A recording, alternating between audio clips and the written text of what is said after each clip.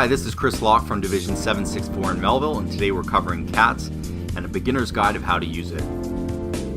Here's the opening menu for CATS, and I'll start you off with number 20, time slip inquiry. When we go inside there, it gives us a detail of our different time slips. We'll put in the middle of the month and see what we get here. Pulls up all my time slips. You'll also notice this first column right here. We got 8s, we have 9s, that's our pay period. So if you actually want to find out what you were paid in a specific pay period, you can put that pay period in over here. So if we want to find out what was in pay period 9, we put 09 and then we put the year and press enter. And there it goes. It details all of the tickets that was in the pay period of 9 for the year, the total amount that was paid in that period, so $4,642.20. And then other information here like your time slip number. This might come in handy if you have a denied ticket and you need to print it off and send it into the union. You can also use this ticket number if you're referencing an IP or an AD claim on your standalones. The next screen we'll show you here is number 22, vacation inquiry. And this basically just tells us what our vacation is for the year. It gives us details of how many days are due and your qualification date, different other information about yourself. Gives you information for previous years as well, so you can pull those numbers up too. Keep in mind if you are off, you have some of the part of the year that you were not at work, maybe you were off sick for 2 months. When you come back to work the following year, you will be allotted less time on your vacation. Even though you may be allowed to have 21 days, you're only allotted 17, 18 days. You can actually call up the vacation desk and let them know that you do want to take your full 21 days that you are allowed to have, even though you're only allotted 18. And the difference is you won't get paid the extra amount for those 3 days. You're taking those 3 days essentially unpaid or at a lower rate because they'll prorate all 21 days for the lower amount that works out to the 18 days that you were initially required to get. Next screen we'll show you is number 25, broadcast message review. When you log into CATS, we get broadcast messages. Well, this is just a listing of all these messages that have been broadcast to us. So if you put an X in the box and press enter, you can work your way through these different screens and see what we have. If we've missed something or we saw something, we went over the message too quickly, you need to go back and take a look at it. This is a screen you can come back and do that on. The next screen we'll show you is number 30, layoff request.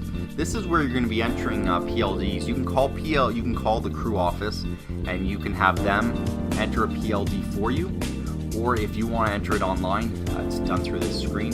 So let's say we want a PLD for the middle of the month. We put in the date, starts at midnight. I want a 1-day PLD. So put in that date.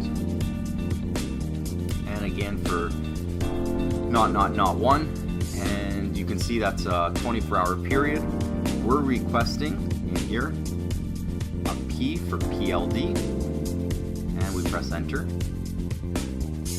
Now we press F5 to create request. And in here, you're going to be requesting a P for pending personal. We're going to put in the date that we had put on the previous screen. Not one. I want 1 day. So if you want 2, 3, 4 days, whatever it is, you put it in there.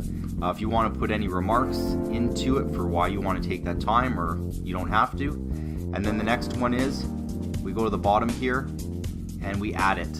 And that's going to make a request and it's going to send it into the system, and generally you have it approved almost immediately. The next screen is 31, time off miles. This is a big one, mostly when you're new. You have to remember to reset your EO. This allows you your 2 days off or your 48 hours off after you've compiled 1,075 miles. You just need to hit F5 and you're going to send your notification that you intend to take your EO. I've already sent mine a while back here. So once you send that, when you've put in 1,075 miles, when you tie up your screen, after you tie up your screen, go slowly, because once you finish everything for your conductor, for your engineer, screen, a little corner will pop up and the icon will blink, and that's where you put in your 48 hours, up to 48 hours if you want to use your full EO. Number 32, employee telephone number. So when we go on this screen, it's got your information, it's got your phone numbers. I have 2 phone numbers here, and they're both this type, which is cellular, C, and then it says unlist the number. My main number is listed, which we can see here, and my second number I've put in that I wanted unlisted. The third category here is home, away, or both, and that's pretty self-explanatory. Let's say now you get to your away from home location. You go to Saskatoon and you've tied up your ticket, and you get back to the hotel and you say, geez, I only want a 1-hour phone call.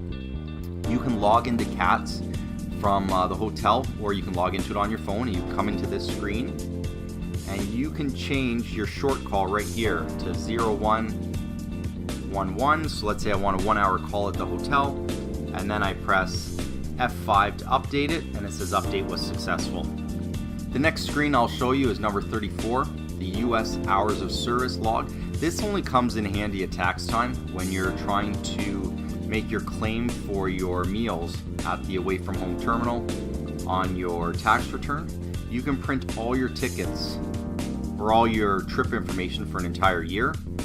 You just put in the relevant information that you need for which year, and then you can work your way through the menus and actually print off all these screens, so it has a log of what trips you took on what day and how you can claim your meals for it.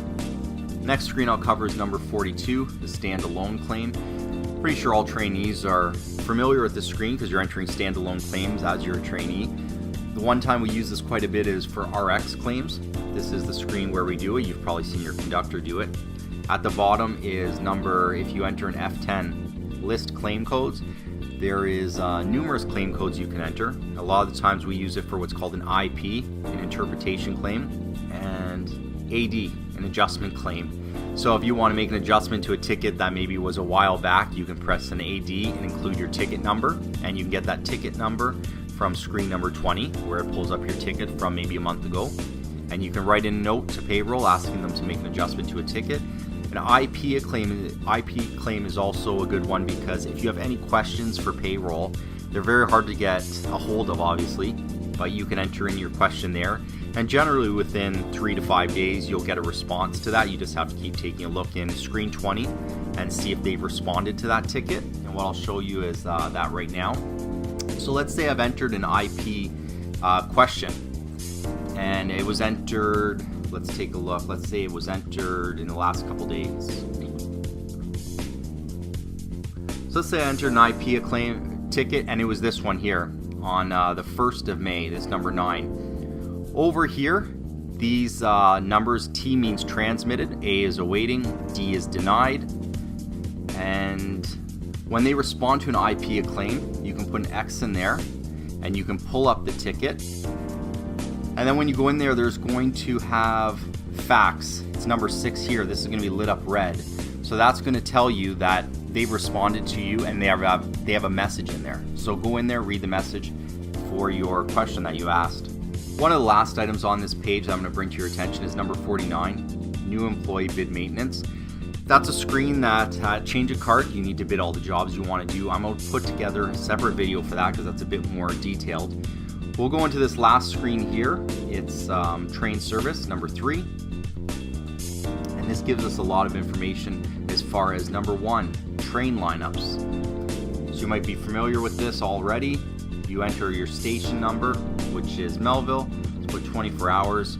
And here's all the trains that are going to be out of Melville in the next 24 hours. You can even put directions if you want to go west, what the trains are. If you want to go east, what the trains are. You can put in separate pools. So if I want to see what the Rivers pool is, I put in MS. And there's just trains for the MS pool. And you can actually see Rivers trains have this MS pool right down inside there.